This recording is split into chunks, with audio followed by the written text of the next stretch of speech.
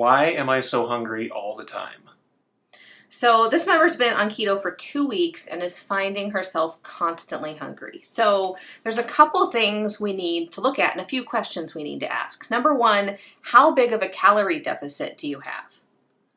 Yeah, some people think that going into ketosis or going onto a keto diet or any diet really means that they have to have this huge calorie deficit.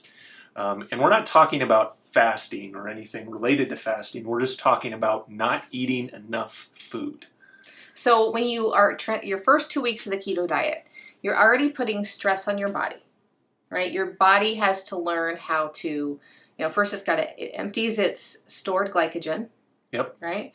And now it's got to figure out what the heck to do to produce ketones. Now it knows how to produce ketones. You were born in ketosis, but you probably haven't been in ketosis since birth if this is your first time on keto. Right. So hormone-sensitive lipase is when insulin is really high, hormone-sensitive lipase is not in great quantities, and that's required to make ketones. So you have to give your body some time to ramp up some of these enzymes that help make ketones. So that's that transition period of a couple weeks, right? Getting into ketosis is giving your body time to produce some of the enzymes that are required for the process. And to support your health efforts, we recommend no calorie deficit. If around 250 to 500 calorie deficit, if you're very active, can be okay.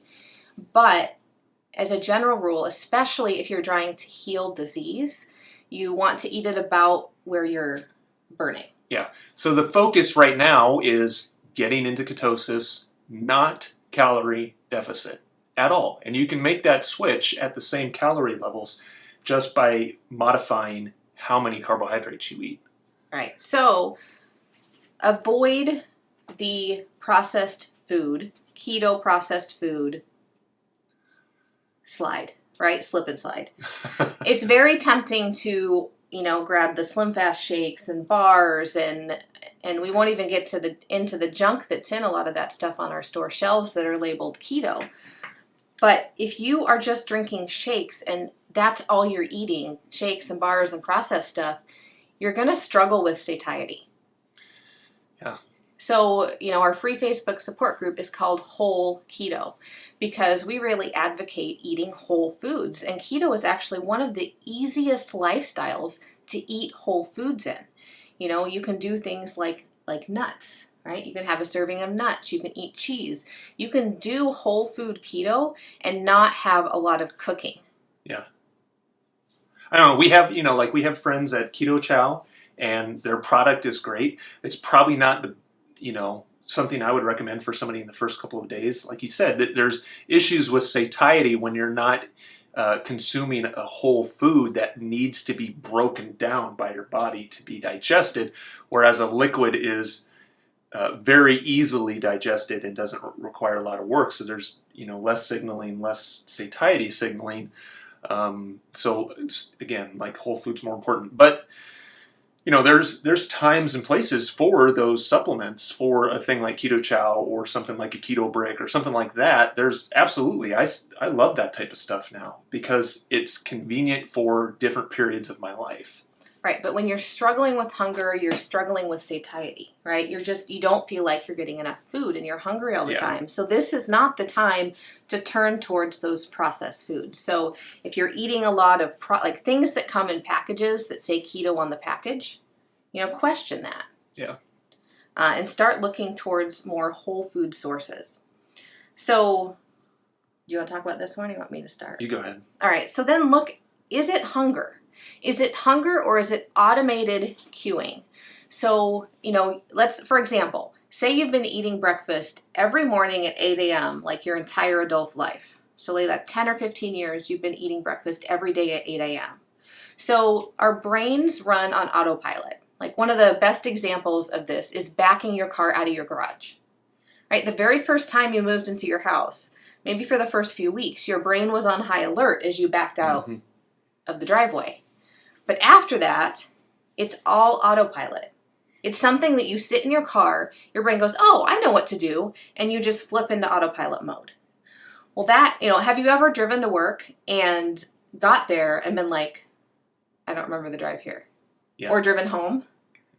You're like, oh, I hope I didn't hit anything. Or maybe you were driving home and you needed to stop off and do an errand and you forgot, and all of a sudden you were pulling into your garage, right? So that's that automated behavior. So we, as human beings, we run mostly on automated behavior. So there's cues throughout your day, and one of the ways to overcome some of these cues is to, pattern interrupt. So if you always eat at 8 a.m., have something else to do at 8 a.m. that's more important. Like schedule something or set an alarm, something to just interrupt that pattern a little bit so that you can start to change your behavior. Yeah, so that could be, maybe you start scheduling if you're at work, maybe you schedule a work meeting during that time so that you can't get up and eat, right? But probably by the time that meeting is over, you're done. Maybe you eat breakfast at 7 a.m. and you haven't started work. Well, maybe that's a good time to go on a 30-minute walk before you start your work day. You go on a walk, you come home, you have a glass of water, get a cup of coffee, and you go sit down and you do your work. So interrupting that pattern. If you eat to work and like on the way to work, you eat in the car. Well, don't bring food with you. Yeah. So what are the tricks that you can kind of look over? So think about, am I actually hungry? On keto, like so many of us learn what real hunger feels like. Yeah. So am I actually hungry, or am I just bored, or my brain is just cueing me because it's just that time of day? Right. It's my body has just dumped a bunch of ghrelin because it's 8 a.m., right? So ghrelin is one of the hunger hormones. So your body's pretty regular, like a clock, and it's just going to do things. And then finally, hunger tends to be a hormone imbalance issue. And there's so many hormones at play, right?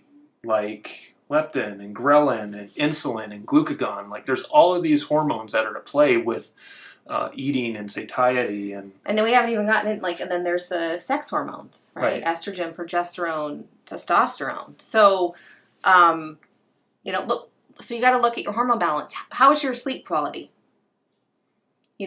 How can you improve your sleep quality? Anytime I have a lack of sleep, I'm starving the next day. Or my brain says I am. Yeah. What's the stress level in your life? How can you bring down the stress level? What are some stress mitigation tools you can use? And the very last thing is maybe it's time to omit alcohol if that's something you're consuming. And we drink alcohol. We're not teetotalers. And we're not ketotalers either. But alcohol has a hormonal impact, and not just the day you're drinking it. It's up 3 to 5 days later that your body is still dealing with the hormone response from drinking alcohol. So kind of check yourself, check your alcohol intake. If you are struggling with hunger, if you're struggling with uncontrollable cravings and you're having a drink every night, do a 7-day challenge. Do a 7-day dry challenge with no alcohol and just see what happens.